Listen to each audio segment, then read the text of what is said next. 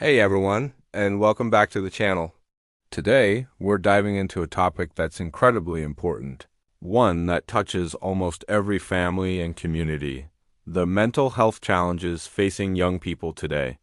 It's a conversation we need to have openly and without judgment, so let's get started. Growing up has never been easy, but the landscape for today's youth is uniquely complex. They're navigating a world that's changing at an unprecedented pace, a world filled with pressures that previous generations never had to contend with in the same way. From the moment they start school, they're told to excel, to have a plan, to build a future. This constant push to succeed early, coupled with the rapid social and technological shifts around them, places an enormous weight on their shoulders. They're expected to be resilient and emotionally strong, yet they often lack the right tools and support systems to build that strength. Let's break down some of the biggest hurdles. First up is anxiety. This isn't just about feeling nervous before a test. For many young people, it's a constant state of high alert. Think about it. The pressure to get top grades, the uncertainty of what career path to choose, the worry about climate change, social issues, and financial stability. And then there's the relentless social comparison, which we'll talk more about later. All of this keeps their nervous systems buzzing, making it difficult to relax, focus, or even feel safe. It's like having an internal alarm that's always on, and that is absolutely exhausting. Then there's depression, which is far more than just feeling sad. It's a pervasive sense of hopelessness that can drain the color from life. It might manifest as emotional numbness, a feeling of being disconnected from everything and everyone. Or it can look like persistent low self-worth, a voice in their head that tells them they're not good enough no matter what they do. These feelings are often invisible to others. A young person can be surrounded by friends, getting good grades, and still be struggling silently with a profound sense of emptiness. Because our society often misunderstands depression, it gets dismissed as moodiness or a bad attitude, leaving them feeling even more isolated. Another significant struggle is identity formation. The teenage and young adult years are a critical time for figuring out the answer to the fundamental question, who am I? This has always been a part of growing up, but today's world complicates it. Young people are trying to carve out their own sense of self while being bombarded with expectations from every direction, from their family traditions, their cultural background, and the broader societal norms.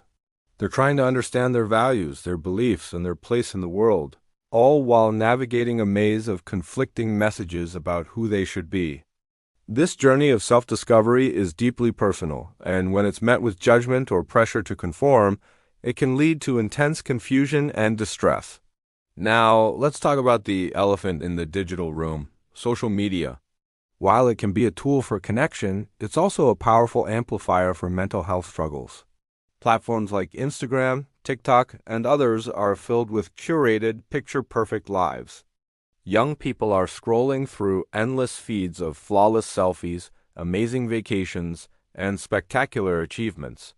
This creates a completely unrealistic standard of what life is supposed to look like. The constant comparison is brutal. It fuels feelings of inadequacy, shame, and self-doubt. They start to wonder, why isn't my life like that? What's wrong with me? It's a breeding ground for anxiety and depression, turning a tool for connection into a source of isolation. We also can't ignore the impact of trauma and chronic stress. Many young people experience significant adversity that shapes their mental health.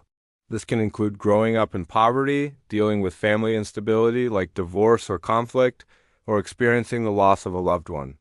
Bullying, discrimination, and violence are also traumatic experiences that can have long-lasting effects.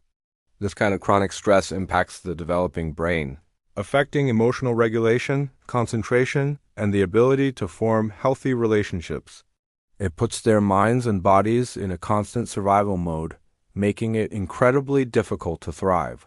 Compounding all of this is a cultural issue, emotional suppression.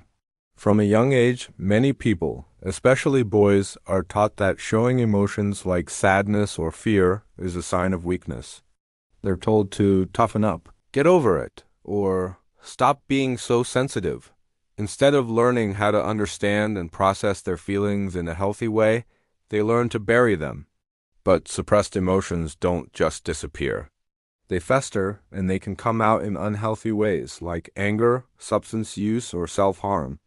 We need to shift this narrative and teach young people that all emotions are valid and that processing them is a sign of strength, not weakness. It is absolutely crucial to understand that mental health challenges are not a character flaw. They are not a sign of weakness or a failure to cope. They are natural, human responses to complex and often overwhelming environments. Think of it like a plant. If a plant isn't thriving, you don't blame the plant. You look at its environment. Does it have enough sunlight? Is it getting enough water? Is the soil healthy? It's the same with our youth. When they are struggling, we need to look at their environment and ask what they need to heal and grow. So, what can we do? The answer lies in support, understanding, and creating safe spaces. Support means having accessible and affordable mental health care. It means having counselors in schools and resources in communities. Understanding means educating ourselves about mental health, learning to recognize the signs of struggle, and being willing to listen without judgment. It means replacing stigma with empathy. And creating safe spaces means fostering environments at home, at school, and online, where young people feel safe enough to be vulnerable, to share their struggles, and to ask for help without fear of being dismissed or shamed. Resilience isn't something you're born with. It's something you build, and it's built through connection, support, and the knowledge that you are not alone. Every young person deserves the chance to build that resilience. Every young person deserves to feel seen, heard, and valued. Supporting youth mental health isn't optional, it is essential. If you or someone you know is struggling, please reach out. Talk to a trusted adult, a friend, a doctor, or a mental health professional. There are people who want to help.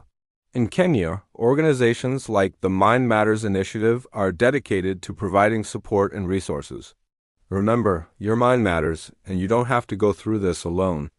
Thank you so much for watching and for being part of this important conversation. If this video resonated with you, please give it a thumbs up and share it to help spread awareness. Don't forget to subscribe for more content. Take care, and I'll see you in the next one.